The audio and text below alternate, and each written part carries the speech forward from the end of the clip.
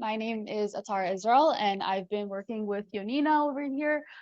She's in 10th grade, and we have been working on a project to study inflammation, inflammatory diseases, and how we can track their healing using different types of medications and drugs. And Yonina has done such a wonderful job with this project, and she's really learned a lot. And I've also got to learn a lot from her.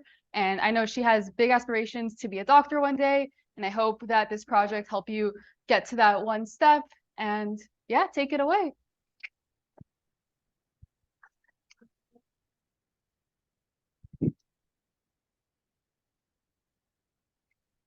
So I'm Yonina P, and I'm in 10th grade.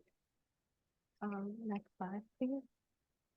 So my mentor's name is Tara Israel. She works and studies as a PhD student at the City College of New York, where she works as researching the development of carbon nanotubes for as a use for early disease detections. Some of her hobbies include crochet, obviously STEM and reading, and she lives in Hewlett, New York, and she's also a past SK student. So my project was researching the application of IR imaging in for detection and for monitoring different inflammatory diseases. My project mainly consisted of research. However, it did include a component of developing a potential experiment. I picked this topic because I found the subject to be very interesting, and I believe it could be very beneficial in the future. And I learned many things throughout this experience, such as the pathway of inflammation, different inflammatory diseases, different anti-inflammatory drugs, the pathway of anti-inflammatory drugs, and many more. Next slide, please. So what is inflammation? Inflammation is a defense mechanism set up by the immune system in order to fight off harmful stimuli. So there's many characteristics of inflammation, such as swelling, pain, redness, etc. There are two types of inflammation. So there's acute inflammation, which lasts for a shorter period of time, and it's characterized by the influx of neutrophils, which aids in fighting off the stimuli, the harmful stimuli. Another type of inflammation would be chronic inflammation, which lasts for a longer period of time, is usually caused by a disease or a lasting condition, and is characterized by its influx of macrophages, which are similar to neutrophils in that they both fight off foreign stimuli, but macrophages are more specialized than neutrophils. And over here we see a picture depicting what happens during inflammation, where a pathogen will enter through the wound, and here we have acute inflammation with the neutrophils, and here we have chronic inflammation with the macrophages. So examples of inflammatory conditions would be arthritis, which is swelling of one or more joints, and it's a chronic form of inflammation. Another example would be lupus, which is an autoimmune disease where the immune system attacks the tissue of the body, which causes inflammation. It's a chronic form of inflammation. And another example would be a cancerous tumor. So a way which people fight off inflammation would be through non-steroidal anti-inflammatory drugs, or NSAIDs. Now, what happens during inflammation is that arachidonic acids are produced, which then work with COX-1 and COX-2 enzymes to form prostaglandins, which cause unwanted symptoms such as pain, fever, further inflammation, etc. Therefore, NSAIDs inhibit both COX-1 and COX-2 enzymes in order to stop these symptoms from progressing and occurring. Some examples of NSAIDs would be ibuprofen, aspirin, naproxen, etc. Next slide, please. So IR thermal imaging. IR thermal imaging is the use of IR cameras in order to detect a difference in temperature in a certain area. When inflammation happens, there's a rush of blood to the site of inflammation, which causes a rise in temperature. So since there's a rise in temperature, IR imaging is able to pick up that inflammation, and therefore it could be used to detect that inflammation. So it could be used in discovering different diseases, different aches and pain, and monitoring different diseases, and also determining the efficiency of different medications to fight off this inflammation. So how IRT works It converts thermal signals emitted from the skin into an electronic one. And here's an example over here of an IR image in contrast to a regular X-ray image. And it captures the minimal radiation that's emitted from the skin, and there's no exposure to outside radiation to the skin. And it's the temperature is displayed using a spectrum of colors. So blue would represent cooler temperatures and red represent hotter temperatures, like the inflammation. There's many benefits to IR imaging, such as it's non-invasive, it's relatively inexpensive, and it's very accessible to different people, as well as many other benefits.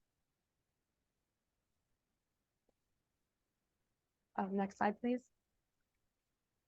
So for our experiment, we designed an ideal camera based on our specific needs. So for our ideal camera, we would have it as compact as possible. It would have high detector resolution for both spatial, which means it's able to differentiate between small distances on the body, and high temporal definition, which means it's able to acquire the image very quickly. It should be very sensitive. It should also have a camera connected to the device. We're able to capture the images. So there's two types of IR imagers. There's cooled, which are in a vacuum sealed case, and they're cryogenically cooled in order to allow them to detect very tiny temperature differences. And then there's uncooled, which operate at ambient temperatures and are able to detect bigger differences in temperatures. For our personal use, either would be able to be used, as inflammation doesn't cause such a big difference, causes a bigger difference in temperature, so each would be able to detect it. We would also have our accuracy specifications follow the same as any medical grade IR imager. We should have a quantitative system, which means it gives the output temperature in the exact area, and have a narrow field of view, so we're able to see the inflammation and not much else. Next slide, please.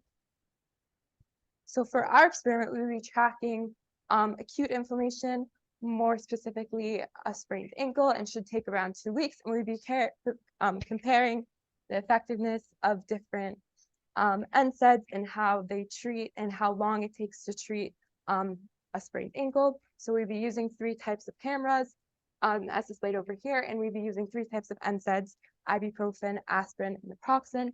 And we would be following the over-the-counter recommendations for the dosages, and there will be 30 participants total, all separated into 3 groups, 1 per NSAID, and images will be taken before the injury, immediately after the image of the injury occurs, and after administering the medication, and daily afterwards. Next slide, please. So in conclusion, based on our research, we would most likely prove that naproxen would be the most effective, as in it's longer lasting than ibuprofen, and it's more effective than aspirin. It heals it lasts for a fairly long time, and if someone were to follow the recommended daily regimen, their sprained ankle should be healed in about 3 or 4 weeks. Here's some examples of a sprained ankle through IR imagers, and here we see the progression of the healing process both in real time and through an IR image. And for our ideal thermal camera, based on the thermal cameras we got for the study, we would decide that the FLIR system A325 SC camera would be the best for our specific needs, as it has very good sensitivity and accuracy, and it's been used in previous studies to track and to capture inflammation. Next slide, please. So my magical experience throughout this program, I've been able to gain an incredible understanding of a topic, an area of STEM I have always been very interested in, and I've learned how simple things such as aches and pain are able to form in the body, and how regular pills that people take every day are able to stop this phenomenon from occurring. And in addition, I've also been able to grasp an understanding of practices and different forms of research in the medical field, a field I'm very interested in pursuing in the future. Some challenges I faced during this process was encountering some difficult topics in difficult medical journals that we went through and researched during our sessions. Next slide. And for our demo, since we weren't able to actually conduct the experiment, we compiled all our research in a poster, which is right over there. And we put in more detail our experiment and what it would entail. And if you have more questions, you can come up to me afterwards. I want to thank my mentor and the people of Magic for allowing this experience, and if anyone has any questions.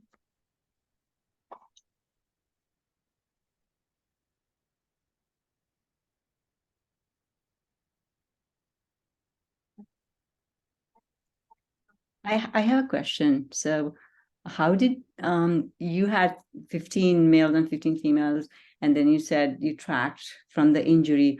So you did not really, how did you went to a hospital? How did you pick the sample? Because obviously you didn't pick people who didn't have an injury and then they had to go through an injury, right? Well, for our experiment, it's more of a plan of an experiment since we've never actually been able to conduct it yet. So it was just a rough estimate of what we would be using in the future. Okay, thank you.